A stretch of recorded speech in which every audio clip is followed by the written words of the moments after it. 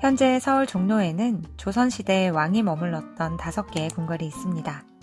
궁궐은 원칙상 남쪽 문을 정문으로 사용하며 공통적으로 교화를 뜻하는 화라는 글자가 가운데 들어갑니다. 경복궁은 광화문, 창덕궁은 도나문, 창경궁은 홍화문, 경희궁은 흥화문.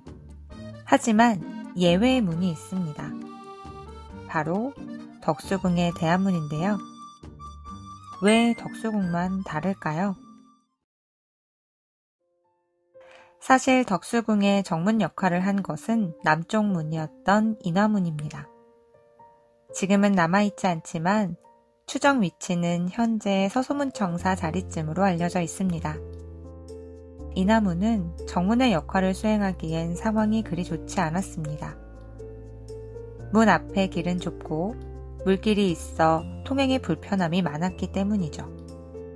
1987년 대한제국이 선포되고 1년 뒤 황궁의 위상을 높이기 위해 황구단이 건설되었고 경운궁과 광화문을 잇는 황토현 신교가 생겨나며 자연스럽게 동쪽이 도시의 새로운 중심이 되었죠.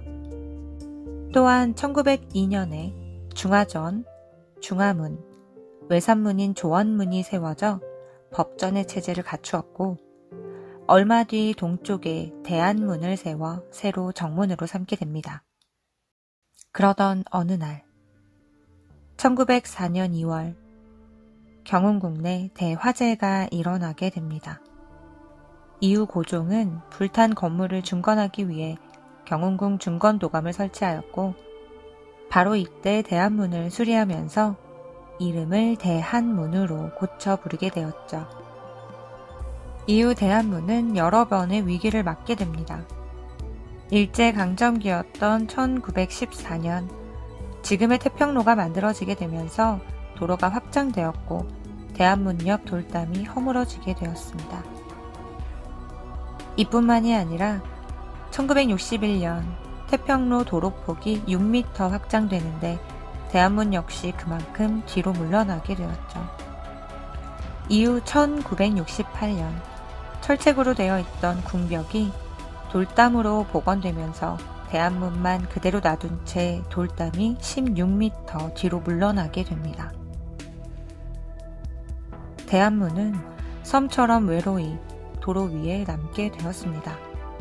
1970년 결국 대안문은 돌담의 위치로 또다시 옮겨지게 됩니다. 이 당시 대안문 이전 공사를 지켜본 사람의 말을 인용하면 큰 문이 움직이는 모습이 마치 문이 걸어서 가는 듯 했다고 합니다. 그 이유는 대안문에서 무거운 기아만 모두 떼어내어 무게를 가볍게 하고 몸체는 분리하지 않은 채 동아줄로 꽁꽁 묶은 뒤 문 전체를 조금씩 잡아당겨 무려 16m를 옮겼기 때문입니다. 일제강점기를 거쳐 대한민국 산업 개발을 위해 자리를 잃게 된 대한문. 원래의 자리는 잃어버렸지만 황제의 궁궐로서 위험 있는 모습부터 나라 잃은 슬픔을 만세운동으로 승화시킨 민중들의 함성까지 지금의 대한문은 그 모습을 모두 지켜보고 있었겠죠. 과연 대한문은 지금 무슨 생각을 하고 있을까요?